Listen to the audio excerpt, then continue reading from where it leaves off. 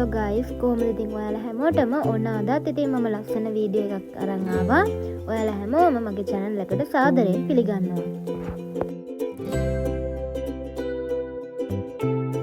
අද ඉතින් මම කොත්තු හදන්න යන්නේ. ඉතින් මට හිතුණා මම කොත්තු හදන විදිහ ගැන ඔයාලත් එක්ක share කරගන්න ඕනේ කියලා. ඉතින් මම මෙන්න මේ විදිහට තමයි රොටි හදාගන්නේ. මම කඩෙන් රොටි පැකට් ගේන්නේ නැහැ. මම ගෙදරම පිටි අනලා මෙන්න මේ විදිහට රොටි හදාගන්නවා. ඉතින් මම මේ විදිහට රොටි හදාගන්න මේකට අවශ්‍ය වෙන පිටි බෝල ටික කලින්ම අනලා තියාගත්තා. මම පිටි අනලා පැය 2-3ක් වහලා තියලා තමයි මේ විදිහට රොටි හදාගන්නේ. ඉතින් මේ තියෙන්නේ මම එහෙම රොටි හදලා කපාගත්ත රොටි කෑලි ටික. ඊට පස්සේ මම කොත්තුව හදාගන්න අවශ්‍ය දේවල් මෙතන වෙන වෙනම කපාගෙන ලෑස්ති කරගෙන තියෙනවා. කැරට්, ලීක්ස්, ඉඟුරු සුදු ලූණු සහ මම හදාගත්ත කොත්තුවේ කෑලි කපලා. ඊට පස්සේ මම මුලින්ම කරන්නේ භාජනයක් ලිපේ තියලා ඒකට පොල් තෙල් ටිකක් දාලා ඒක රත් වෙන්න තියන්න ඕනේ. මම නම් ඉතින් පොල් තෙල් ටිකක් වැඩියෙන් දානවා. තෙල් එක ටිකක් රත් වුණාට පස්සේ මම ඒකට ඉඟුරු සුදු ලූණු ටික දානවා. ඊට පස්සේ ලූණු ටික දාලා මම ටිකක් කලවම් කරගන්නවා මේක. මෙන්න මේ විදිහට ඉඟුරු සුදු ලූණු ටික දාලා ඕක ටිකක් හොඳට කලවම් කරගන්න රන්වන් පාට වෙනකම් බැද ගන්න.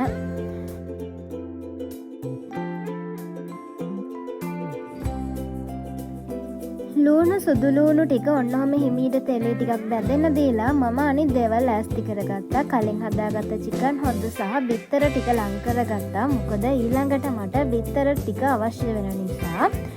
දැන් නම් මගේ ලූණු සුදු ලූණු ටික ගානට තෙලේ බැදිලා තියෙන්නේ. ඊට පස්සේ මම බිත්තර එකතු කරගන්නවා හිමීට එකින් එක.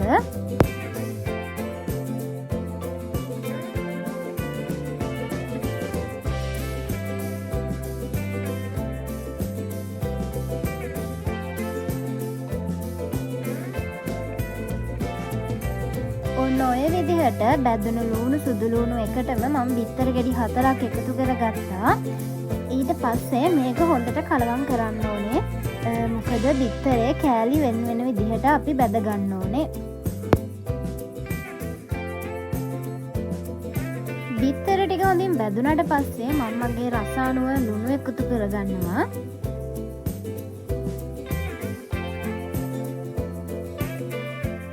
ඊට පස්සේ මම මේකට කෑලි මිරිස් ටිකක් දාගන්නවා.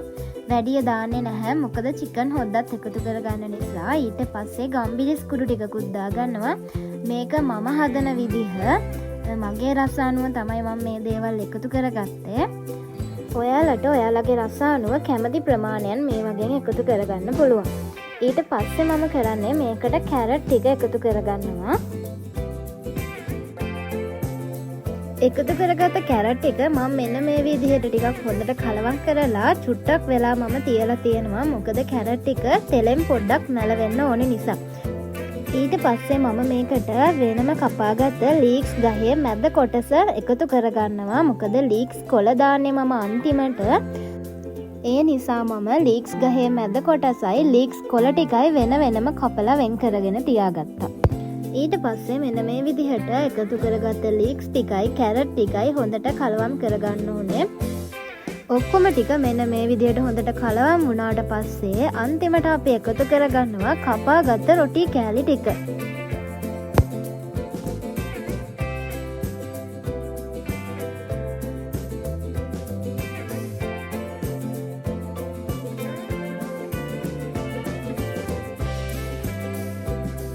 ඉතින් මම ටික රොටි කෑලි ටික එකතු කරගන්න ගමන් මේක හොඳට කලවම් කරගන්නවා. මොකද භාජනයේ අඩිය අල්ලන්න පුළුවන් නිසා.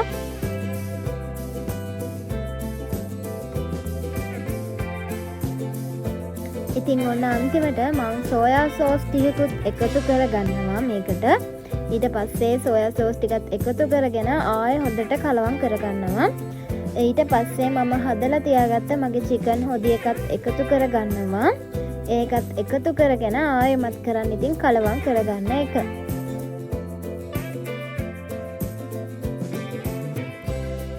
මේක ඉතින් මම කොත්තු හදන මට ලේසිම විදිහ. තව ඔයාලා දන්න ක්‍රම ගොඩාක් ඇති. මේ විදිහ මම ඉගෙන ගත්තේ YouTube channel වලින් වීඩියෝස් උත් බලලා ඒ වගේනුත් ගන්න පුළුවන් ideas අරගෙන මගේ ideas උත් දාලා මට ලේසි විදිහක් මම හදාගත්තා. ඉතින් මේ විදිහ මට කොත්තු හදන්න ගොඩක් පහසුයි. ඔයාලා දන්න විදිහ තියෙනවා නම් පල්ලහින් කමෙන්ට් එකක් දාන්න. ඉතින් කලිනුත් මම ඔයාලට කිව්වනේ මම ලීක්ස් එකතු කරගන්නේ අන්තිමට කියලා. ඉතින් දැන් තමයි මම ලීක්ස් කොළ ටික එකතු කරගන්නේ. අන්තිමට ලීක්ස් කොළ ටික එකතු කරගත්තාම කොත්තු එකට අමුතු රසක් වගේම ලස්සනක් එකතු වෙනවා.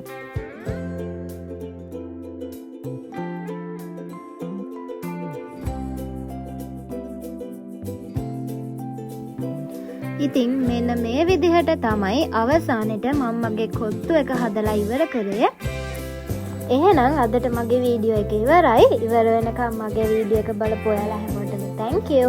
ඉතින් අදට මං ගිහින් එන්නම්. මගේ channel එක අමතක නොකර subscribe කරලා තියාගන්න. bye මම රූමි.